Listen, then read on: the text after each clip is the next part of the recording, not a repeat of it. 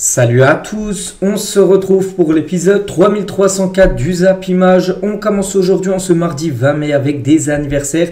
Et on commence tout d'abord avec la légende espagnole Iker Casillas. Il fête aujourd'hui ses 44 ans. Bon, joueur qui a pris sa retraite, mais joueur qui a tout gagné dans sa carrière. 5 fois la Liga, 2 Coupes du Roi, 4 Super Coupes d'Espagne, 3 Ligues des Champions, 2 UEFA Super Coupe, une Coupe du Monde des clubs, une Coupe intercontinentale, une Coupe du Monde avec l'Espagne, 2 fois l'Euro, une Liga NOS et une Super Coupe du Portugal avec l'équipe de Porto. Donc bon anniversaire bien sûr à Casillas, partout il est passé, partout il a gagné. D'autres joueurs, donc là des joueurs maintenant en activité. Mitoma, tiens, on va parler juste après, il fête aujourd'hui ses 28 ans, le joueur de Brighton. Gerson, ancien Marseille, maintenant il joue à Flamengo, il fête également ses 28 ans. Zelensky, milieu terrain de l'équipe de l'Inter, fête aujourd'hui ses 31 ans. Tiens, le gardien de but de l'Olympique de Marseille, Rulli, fête aujourd'hui ses 33 ans. On continue, on va parler maintenant de ce qui s'est passé hier soir. Il y avait un match de Première Ligue entre Brighton et Liverpool, un match sans enjeu. Liverpool est déjà champion et Brighton ne peut plus rien jouer. Ils vont essayer de finir au mieux bien sûr cette saison. Et victoire de Brighton 3-2 avec un but de Mitoma, tiens, qu'on parlait hier, c'était son anniversaire. Et ben, il a marqué hier. Donc voilà, belle victoire bien sûr de Brighton, victoire logique. 25 tirs, 12 tirs cadrés. C'est énorme, ils ont subi comme 12 tirs cadrés comme l'équipe de Liverpool, ça fait beaucoup. Du coup, c'est Brighton qui s'est imposé, qui réalise la bonne opération. Donc concernant ce match, notez que Mohamed Salah, il a disputé comme son 400e match. Bon, il n'a pas été buteur, mais la barre des 400 matchs avec Liverpool pour le joueur égyptien, peut-être le plus grand joueur de l'histoire de Liverpool. Bon, il y en a eu des autres. Mais c'est vrai que dans peut-être 10-20 ans, on en parlera de Salah, bien sûr, en tant que peut-être le plus grand Reds de tous les temps, on verra. Et concernant le classement, donc Liverpool, de toute façon, ils sont champions. Et Brighton, 8e, donc ils ne peuvent plus de toute façon cocher une place en Europe. Pourquoi? Parce que la 7e place, Nottingham, 65 points et Brighton, 58 points. Donc voilà, 7 points d'écart, il ne reste plus qu'un match à jouer. Donc ça ne sera plus possible pour eux. Brighton essaie de rester à cette 8e position. Au programme aujourd'hui, 2 rencontres en Première Ligue, Crystal Palace, Wolverhampton et City, Bournemouth. N'oubliez pas que Palace et City se sont affrontés samedi dernier en FA Cup. Pour ça, ils n'ont pas pu jouer en Première Ligue le week-end dernier. C'est pour ça que leur match de championnat est décalé à ce soir. Il y aura également les barrages pour la Ligue 2. Boulogne qui a fini 3e de National contre Clermont qui a été le barragiste en Ligue 2. Donc là c'est le match aller, il y aura le match retour donc le week-end prochain, mais cette fois-ci du côté de Clermont. On peut parler aussi de l'Euro U17 qui a commencé. L'équipe de France commence parfaitement et je compte l'Allemagne. Premier match, ils ont gagné 3-0 l'équipe de France, donc félicitations aux jeunes Français. Donc prochain match pour eux, ça sera après-demain le 22 mai contre le Portugal. Voilà pour le prochain match des jeunes de l'équipe de France Espoir. Enfin, pas les Espoirs, c'est les U17. C'est pas pareil. On continue, on regarde aujourd'hui le journal L'équipe. La maladie, je vais l'éradiquer et on va ouvrir une grosse page Olympique de Marseille parce que pas mal de déclarations de Longoria et Mehdi Benatia, donc le président, le directeur sportif de cette équipe. Et tout d'abord, quand il dit il faut éradiquer la maladie, Longoria sur le climat nocif à l'OM, il y a une façon de vouloir se mêler des affaires des autres que je n'ai vu nulle part au monde. Il faut éradiquer la maladie, il y a des tensions internes qui ne vont pas dans la bonne direction des intérêts sportifs. Voilà, en gros, il veut enlever toutes ces mauvaises rumeurs qu'il y a autour de cette équipe marseillaise. Longoria revient aussi sur sa réaction au Auxerre en février dernier contre l'arbitrage. Au niveau, il a complètement disjoncté. Il a pris pas mal de matchs de suspension. Il a insulté quasiment l'arbitre, tout ça. Donc il a dit, si je me mets dans une position externe et je vois un président avoir cette attitude, j'aurais été surpris et j'aurais rigolé. C'était un moment difficile, c'est quelque chose dont je regrette la forme. Voilà, il regrette. Je n'ai pas représenté l'institution au niveau qu'on souhaite dans ce club. C'est vrai que ce soir-là, il est complètement disjoncté sur l'arbitre de la rencontre.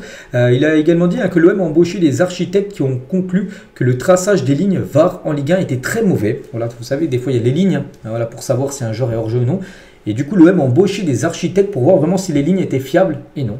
D'après Longoria.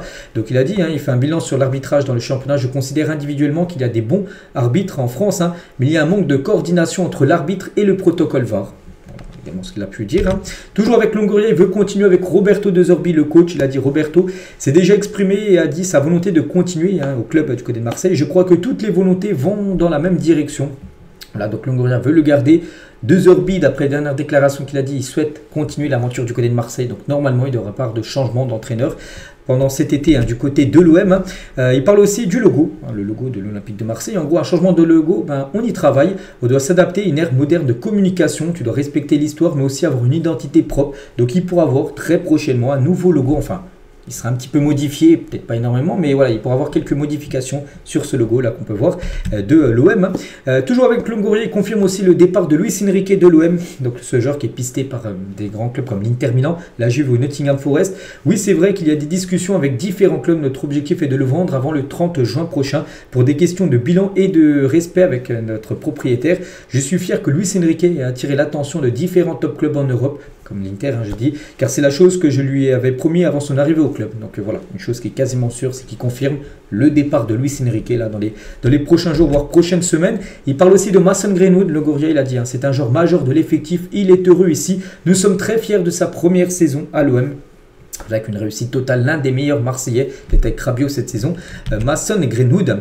Et Longoria sur la situation de Kevin De Bruyne, un joueur qui peut intéresser Marseille, hein, il le dit. Hein. Est-ce que De Bruyne peut venir à l'OM? Il a dit, je ne veux pas individualiser, il ne faut pas détruire les équilibres et les bonnes dynamiques que les joueurs ont construit cette saison. On tient beaucoup à la gestion de notre effectif avec une grille des salaires cohérente. Il ne faut pas créer ce type de différence. Donc voilà, parce que bien sûr De Bruyne, bien sûr, ce serait un joueur que Marseille rêverait, enfin, s'il pourrait le faire, il le ferait. Le problème, c'est vu le salaire qu'il touche à City, Marseille ne pourrait pas du tout se permettre de lui offrir un salaire, le même salaire du côté de Marseille. Et ça ferait peut-être des jaloux hein, s'il venait à toucher un énorme salaire du côté de Marseille par rapport aux autres joueurs. Donc c'est pour ça que oui, Marseille est intéressé, mais le faire, c'est compliqué. Après, on ne sait pas, hein, parce que ça peut se faire, hein, c'est le mercato. Si le joueur belge demande un salaire raisonnable, et bien oui, Kevin De Bruyne peut signer du côté de l'OM. Mehdi Benatia aussi 2-3 déclarations de sa part. Hein. Il confirme que l'OM souhaite conserver De Zerbi, un peu ce qu'a dit Longoria. Je peux surtout vous confirmer qu'on a envie de continuer avec le coach, c'est sûr. Hein. Il a fait un super boulot, il a fait progresser les joueurs. Je pense à des joueurs comme Balerdi, Murillo, Luis Enrique. Je confirme qu'on doit se voir, discuter comme dans tous les clubs chaque fin de saison pour voir en gros ce qu'il va faire et devrait rester bien sûr. Hein. Il parle aussi des ambitions de l'OM en Ligue des Champions, vu que Marseille a obtenu avec sa deuxième place jouer la saison prochaine la LDC. Il a dit une qualification en Ligue des Champions déjà pour la saison suivante. Et aussi viser le top 24 est un objectif. Hein. Vous savez, les top 24, c'est les 24 équipes qui passent hein, pour le tour suivant. Voilà, Marseille vise cet objectif-là pour la saison prochaine. Et Benatia sur les pistes aussi de l'OM, parce que Benatia, c'est lui qui gère le mercato hein, du côté de Marseille. Voilà, tout d'abord, le journaliste lui dit Laporte et Medina, vous êtes bien renseignés. C'est-à-dire que oui, Marseille veut Aymeric Laporte et oui, Marseille veut Medina, donc défenseur de Lens. Hein. Donc Jonathan David pas contacté, non, il n'y a pas de rumeur Jonathan David à Marseille. Donc Aymeric Laporte, hein, donc c'est un super mec, il avait des envies de départ en janvier, il va vers une résiliation de contrat avec son club de Al Nasser, l'équipe de CR7. Et du coup oui, Marseille est intéressé par Aymeric. Hein. Medina, donc hein, aussi on aime son profil, il a des qualités et le caractère pour jouer ici. Voilà, c'est bien de joueurs confirmés par Marseille qui le veulent. Donc on a 8 centraux en gros que Marseille suit voilà, sur ce mercato. Donc pour David, on a déjà discuté cet hiver, mais vu le salaire demandé, hein, David il aurait pu venir à Marseille gratuitement, il me demandait un salaire énorme. Voilà, c'est pas pour nous. Hein, la recrue, on va dire, Jonathan David. Donc voilà, hein, concernant le mercato et aussi Marseille, hein, toujours avec eux, une grosse page, hein, je vous dis Marseille aujourd'hui, entre dans la course aussi pour signer Angel Gomez, hein, d'après Fabrizio Romano. Donc en fin de contrat le 30 juin prochain, tiens, dans 1 mois et 10 jours exactement. Donc il arrive en fin de contrat à Lille et il va pas prolonger. Il est arrivé à Lille en 2021, donc il partira libre. Et Marseille, les gars, d'après Fabrizio Romano, serait très intéressé pour l'accueillir libre. Hein, le joueur anglais. Et dans le sens des départs, donc Rongier, pas sûr qu'il reste, hein, parce que Rennes renouvelle son intérêt pour Valentin Rongier. Déjà intéressé l'hiver dernier, Rennes se positionne une nouvelle fois sur le milieu de terrain Marseille-Rongier en vue du mercato estival. Parce que oui, il y aura des arrivées à Marseille, mais il y aura aussi certainement des départs hein, pour équilibrer bien évidemment l'effectif et les comptes de Marseille. Et toujours avec Marseille hein, qui a fini deuxième de la Ligue 1. Donc en terminant la saison comme dauphin du PSG, l'OM a terminé à la seconde place pour la 14e fois de son histoire. C'est un record en Ligue 1 qu'une équipe finisse autant de fois deuxième, à 14 fois. Ça fait beaucoup, hein. Tu loupes à chaque fois la première place, donc aucune autre équipe a fini autant de fois deuxième que l'OM. Hein. Mais l'OM, c'est bien l'équipe qui a pris le plus de points dans l'histoire de la Ligue 1. Donc elle est la meilleure équipe de tous les temps, selon le classement de toutes les saisons cumulées. Et Marseille avec plus de 4297 points. Et en numéro 1 devant Monaco, Bordeaux, Saint-Etienne et Lyon. Donc oui, vous demandez où est le PSG. Après, le PSG est un club jeune. Hein, des clubs comme Marseille ont beaucoup plus d'années d'existence que le PSG. Le PSG a été créé en 1970. Bon, je ne sais pas, ils sont combien, certainement dans le top 10. Mais voilà, chaque année grappille bien sûr des points, des places. Hein.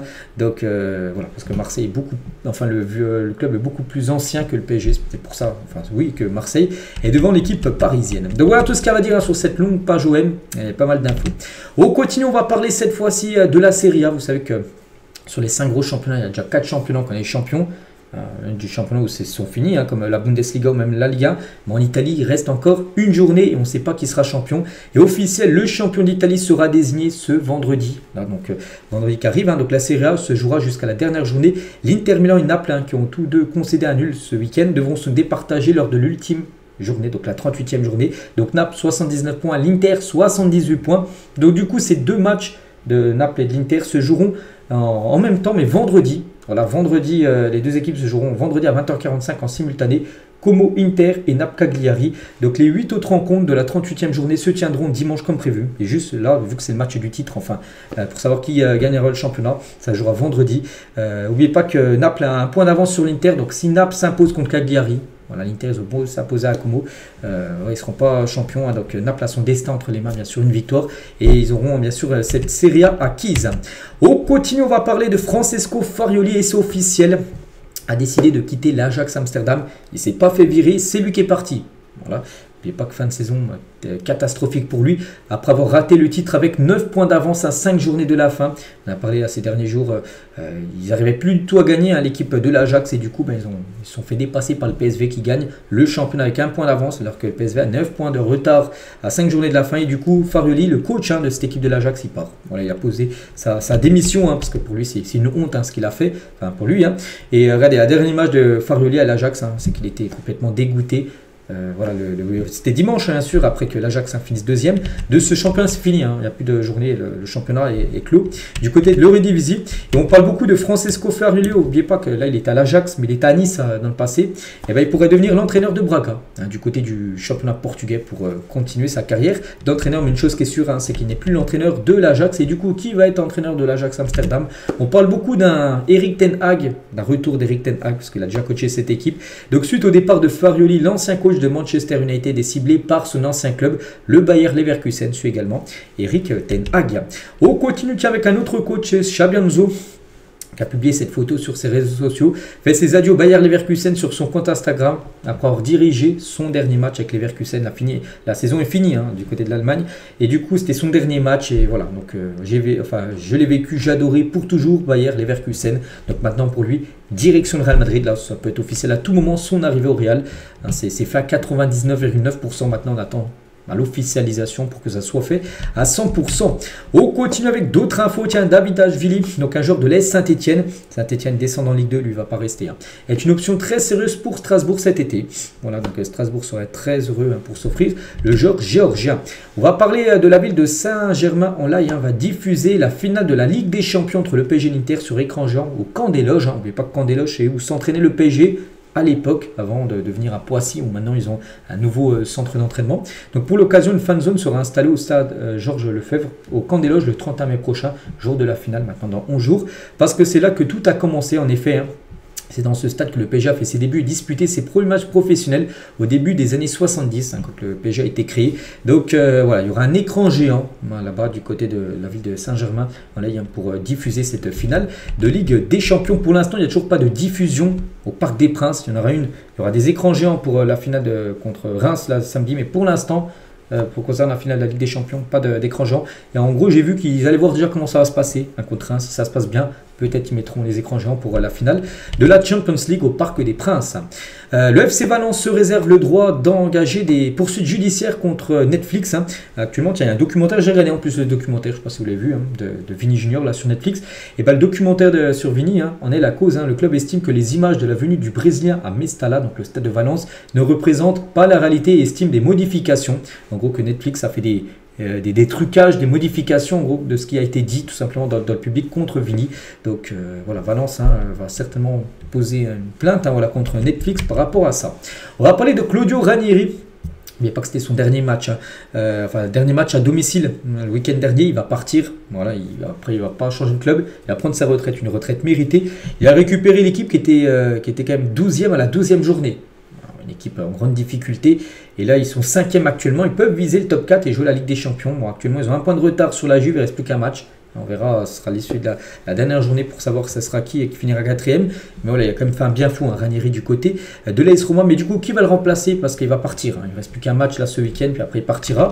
Et du coup, Jürgen Klopp, voilà, on apprend aujourd'hui d'après la Stampa que Jürgen Klopp a donné son accord pour devenir le nouvel entraîneur de l'AS Roma. Bon, je vous ai dit, c'est une info quand même à prendre des pincettes. La Stampa, je ne sais pas si c'est fiable ou pas. Mais voilà, parce que Jürgen Klopp, il a un rôle maintenant, n'oubliez pas, de directeur du football dans le groupe Red Bull. Est-ce qu'il va déjà quitter ça, alors qu'il est arrivé il y a à peine quelques mois, pour déjà retrouver une équipe? On verra. Ouais, voilà, c'est un nom qui circule. Et aussi Gasperini, le coach de l'Atalanta Bergame, est également un nom qui circule pour devenir l'entraîneur de l'AS Roma. Toujours avec les coachs, beaucoup de clubs ont manifesté un intérêt pour Pierre Sage, l'ancien coach de Lyon. Il intéresse toutes ces équipes françaises, mais aussi à l'étranger. Queen Park Rangers, Leicester, même Southampton sont tous intéressés par le coach, l'ancien coach de Lyon, qui a été viré, souvenez-vous, en début d'année, remplacé par Paulo Fonseca. Mais là, vu que la nouvelle saison, enfin, c'est bientôt la fin de saison, une nouvelle saison arrive, il va certainement trouver un nouveau club là très prochainement. Will Steele, qui a officialisé son départ de Lens samedi dernier, est en discussion avancée pour rejoindre Southampton, une équipe qui a fini dernière de première ligue, qui descend en Championship. Donc seulement un jour après avoir quitté Lens, après lui il voulait retourner en Angleterre parce que sa femme est malade, donc il voulait être près d'elle, le comprendre. Donc Southampton serait très intéressé pour la voir. Bruno Genesio va rester au LOSC. Olivier Létang l'a confirmé auprès de la Voix du Nord. Bruno sera notre entraîneur la saison prochaine et j'en suis très heureux, même s'il y avait un peu délicat entre les deux parties. Il devrait quand même rester du côté de Lille, Bruno Genesio. On va parler du Ballon d'Or parce qu'on a appris, ça y est, quand sera décerné le Ballon d'Or officiel le 22 septembre prochain. C'est la date où on connaîtra le Ballon d'Or 2025. Donc la cérémonie se tiendra au Théâtre Châtelet de Paris, comme d'habitude. Du côté de ce théâtre Châtelet. A noter que le 22 septembre, c'est un mois avant que normalement c'est toujours au mois d'octobre. Par exemple, je crois que l'année dernière c'était le 20 octobre, donc là ce sera le 22 septembre, donc ce sera un mois avant. Voilà. Donc voilà, le Ballon d'Or, bien sûr, tout le monde attend ça. Donc les critères, tiens, ils ont dévoilé le journal Équipe les critères. Donc tout d'abord, le numéro 1, c'est les performances individuelles et le caractère décisif et impressionnant du joueur. Donc des joueurs bien sûr comme Lamine Yamal, performance individuelle, caractère décisif, est-ce qu'il est décisif, tout ça, c'est un grand prétendant, en plus c'est le critère numéro 1. Dembélé c'est pareil, tout ça.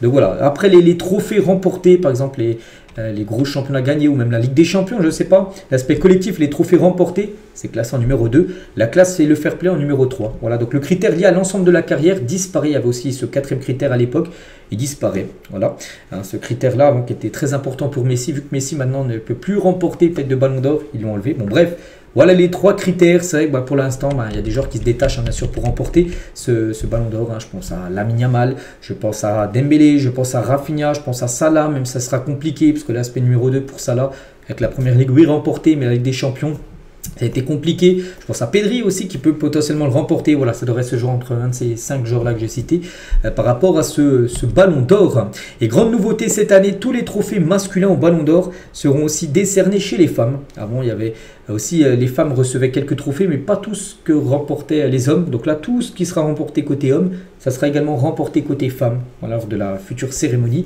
du Ballon d'Or. Officiel, Angel Di Maria disputera la Coupe du Monde des clubs avec le Benfica. Ça, c'est un gros rebondissement. Bon, il va quand même partir.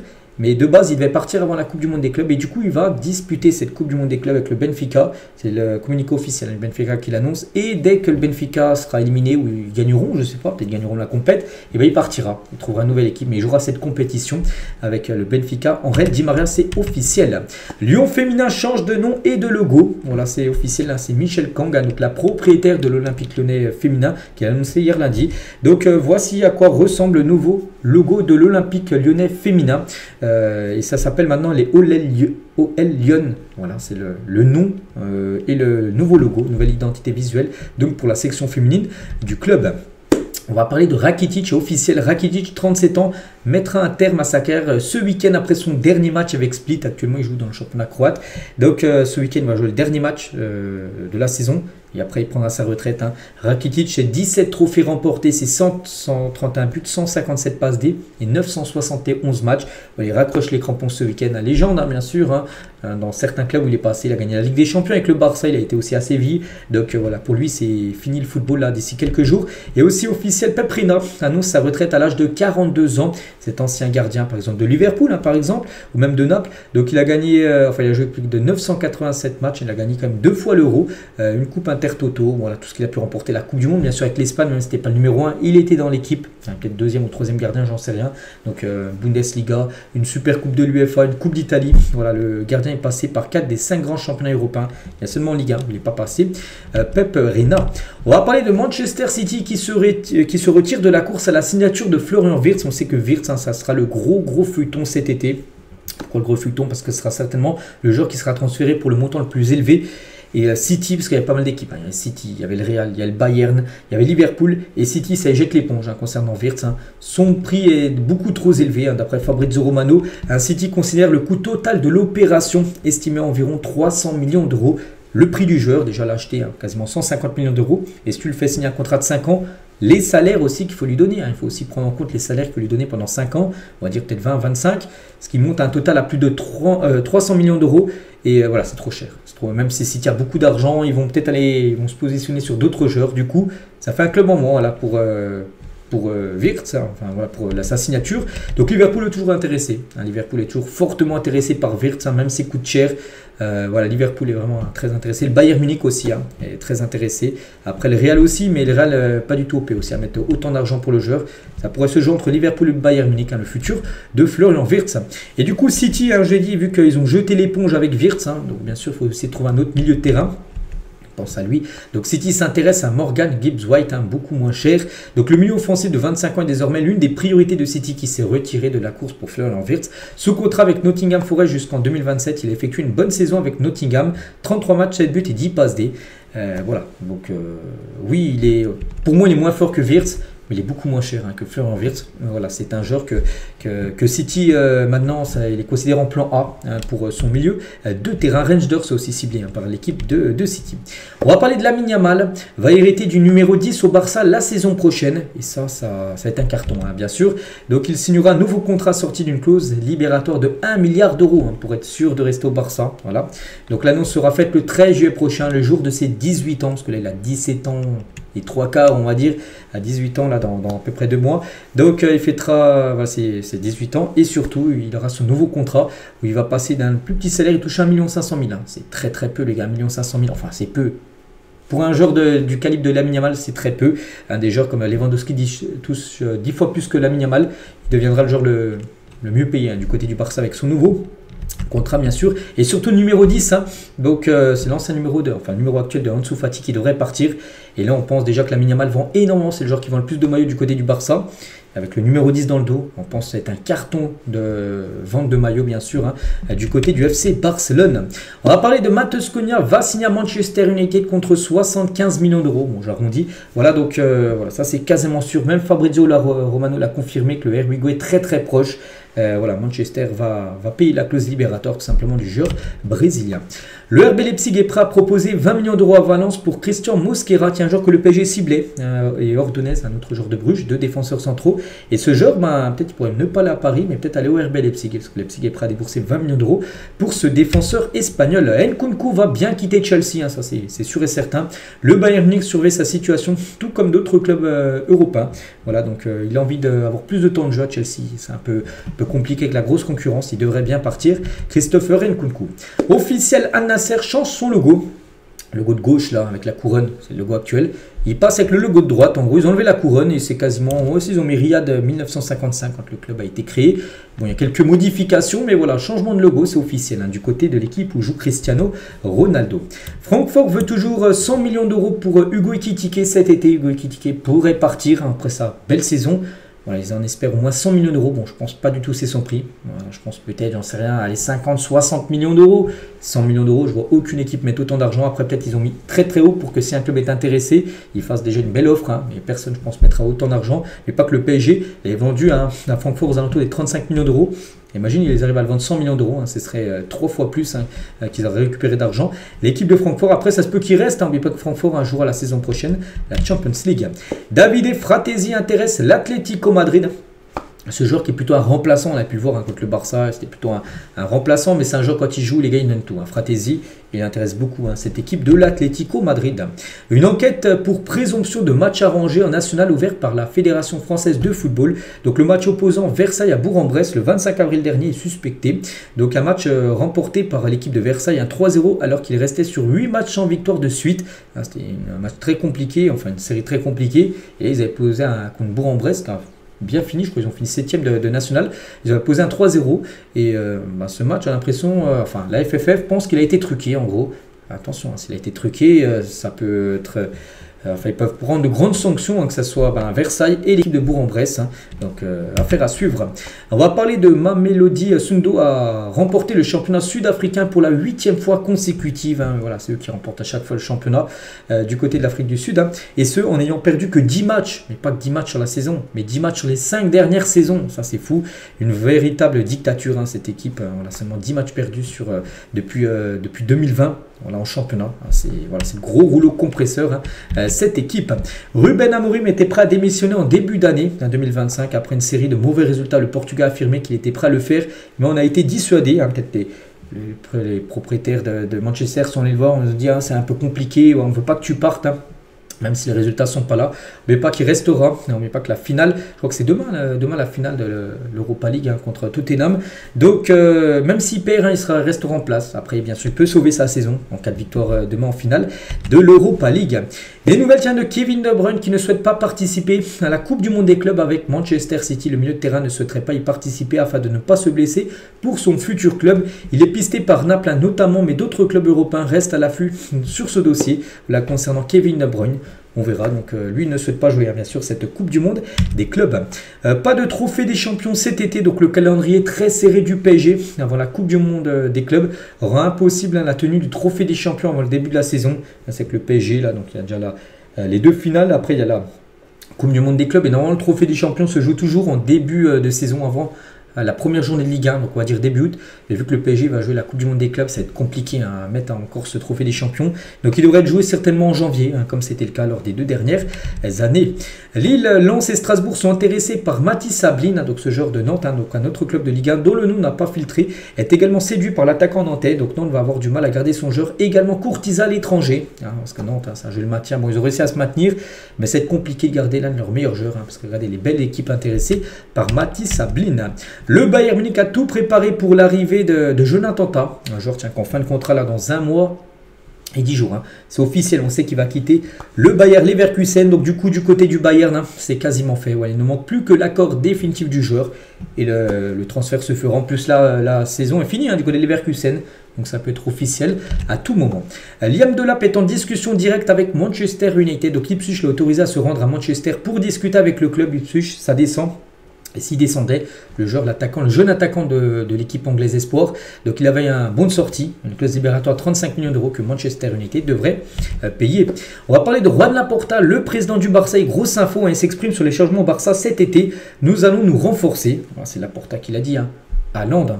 Donc pas impossible, mais on n'y pense pas pour l'instant. Donc il a dit que c'est possible en gros, c'est pas impossible, c'est que c'est possible en gros. Le Barça va peut-être essayer d'aller faire Erling Haaland sur ce mercato 2025. Après le problème, parce que j'en vois comme un gros, c'est que Haaland a prolongé là jusqu'en 2031 il y a quelques mois. Après c'est pas qu'un joueur prolonge qu'il est sûr de rester au club, mais bon ça va coûter cher, on verra. Donc il dit qu'Haaland c'est une option pour le Barça. On va prolonger aussi Rafinha, Yamal, De Jong, puis on recrutera, on va améliorer l'équipe. Voilà ce qu'il a pu dire Juan Laporta, c'était lors d'une interview qui a eu lieu hier. Et le Barça veut Julián Alvarez en 2026, l'année prochaine. Imaginez, ils font Haaland là, puis après Alvarez l'année prochaine. Voilà, les deux de City se retrouveraient du côté du Barça. On verra, mais c'est que le Barça vise du très très lourd sur les futurs mercato. En délicatesse avec son club qu'il a écarté depuis plusieurs semaines, Teddy Thomas a été autorisé à partir en vacances comme il l'a demandé. Il a demandé et Reims lui a dit oui. Donc il ne participera donc ni au barrage contre Metz, ni à la finale de Coupe de France contre le PSG. Alors, je ne sais pas trop ce qui se passe, la relation qu'il a avec son équipe, mais ça se passe mal avec Reims. Et du coup, fin de saison pour lui, il est en vacances. Donc il partira l'été qui arrive là, te dit Thomas, le joueur maltais. Jules Koundé, Paul Pogba ou encore Paulo Dybala ont été aperçus au Festival de Cannes ce lundi, donc hier. Voilà, il y a le festival actuellement à Cannes. Là, on peut voir Koundé, on peut voir également Paul Pogba, on peut voir également Paulo Dybala qui était aussi invité. Je ne sais pas pourquoi ils ont été invités, mais ils étaient bien là, sur le tapis rouge du côté de Cannes pour ce festival. L'ultime objectif de Kylian Mbappé. Donc Mbappé, même si la Liga, tout ça c'est fini, il a un gros objectif pour cette fin de saison avec son club du Real. Donc dans une fin de saison sans réel objectif pour le Real, Mbappé en a trouvé un personnel, décrocher le soulier d'or. Donc pour le Pichichi, prix meilleur buteur de Liga, ça sent très bon. Mais pour le soulier d'or, c'est pas encore fait. Donc voici actuellement les 3 qui peuvent prétendre remporter le soulier d'or. Donc Salah, il a 28 buts, 56 points. Gyökeres, 36 buts, 58 points et demi. Et 29 buts pour Mbappé, 58 points. Donc n'oubliez pas que la première ligue et la Liga, ça a coefficient 2. Et le championnat portugais, coefficient 1,5. C'est pour ça que Gyökeres, qui a marqué 36 buts cette saison, il est seulement 58,5. Alors qu'Mbappé, qui a marqué 29 buts, il a 58 points. Donc en gros, parce qu'il a le meilleur coefficient en Liga. Donc du coup, c'est simple. Si Mbappé marque contre la Real Sociedad lors du dernier match et que Salah ne marque pas de triplé contre Crystal Palace lors de la dernière journée de Première Ligue, Mbappé remportera le soulier d'or. C'est son objectif. Marquer au moins un but, il remporte sur le soulier d'or. Gyökeres ne peut plus marquer. La saison est finie du côté du championnat portugais. Il a joué, en plus il a marqué. C'est son dernier but, dernier match. Donc voilà, Mbappé, s'il met un but, il faut juste que Salah ne mette pas de triplé lors du dernier match. Et Mbappé sera soulier d'or. Il n'a jamais remporté le soulier d'or dans sa carrière. Et Kylian Mbappé. Et toujours avec Mbappé, il y a aussi quelques déclarations de médias espagnols, la Marca. Ils ne se sont même pas capables de se bouger pour aider Mbappé. C'est qu'Mbappé, soit il est critiqué, ou soit il est... soit c'est une idole totale du côté du Real. Donc là, vu qu'il est en grande forme Mbappé sur les derniers matchs, tout le monde est avec lui. Donc ils n'ont même pas montré de volonté pour aider Mbappé qui pouvait sceller son soulier d'or. Relevez-vous, ils ont dit Mbappé continue de montrer qu'il mérite d'être l'épicentre indiscutable du Real Madrid à l'avenir. Vini, Bellingham ou Rodrigo peuvent se fâcher. Ce Real Madrid, ce fut celui de Mbappé. Ou si Xabi Alonso décide de jouer avec une pointe, c'est Mbappé qui doit être cet homme. Bon, c'est vrai que ça change très vite. On l'a vu qu'il marque pas mal. Il a marqué un triplé contre le Barça, tout ça. Donc Mbappé, maintenant, c'est lui qui faut en attaque numéro 9. Mais voilà, des périodes où c'était pas du tout les mêmes commentaires sur Kylian Mbappé. Et vu qu'actuellement, ça se passe très bien, tout le monde dit que Mbappé, c'est le numéro 9 parfait du côté du Real. Et tiens, toujours avec le Real Madrid, on connaît les 2 demi-finales de la Super Coupe d'Espagne qui se jouera début d'année 2026. Donc première demi-finale, le Real Madrid contre l'Atlético Madrid.